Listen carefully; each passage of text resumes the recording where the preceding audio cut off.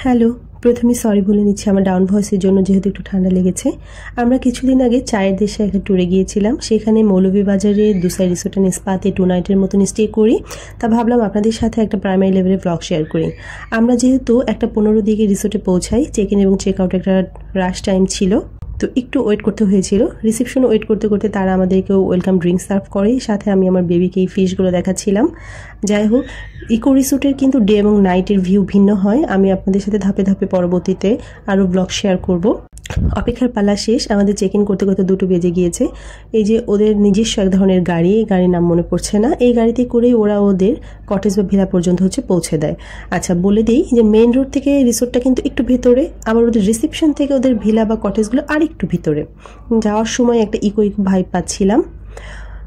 দেখতে দেখতে চলে আসছে আমাদের ভিলার সামনে।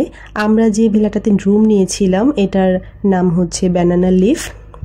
ঢোকার সময় খুব সুন্দর করে ওরা ফুল গাছ দিয়ে সাজিয়ে রেখেছে, দেখেই ভালো লাগলো। আর চারপাশ তো দেখে মনে হচ্ছে একটা জঙ্গল জঙ্গল ফিল আছে। নিচের গ্রাউন্ডটা সুন্দর, আমি পরে আরও ডিটেলসে বলবো। আপনাদের একটু রুম দেখিয়ে দিই। রুমের ডোর ওপেন করতেই হাতে লেফট সাইডে একটা ক্যাবিনেট রয়েছে, তার পাশে রয়েছে চা কফির একটা ছোট্ট কর্নার, আর বাকি সব তো দেখতেই পাচ্ছেন।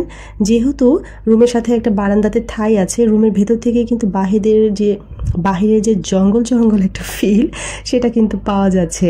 সাথে বারান্দাতে আমি 2টো চেয়ার দেখে আরও খুশি হয়ে গিয়েছি যে জামাই বউ বসে দারুণ 2 কাপ চা খাওয়া যাবে।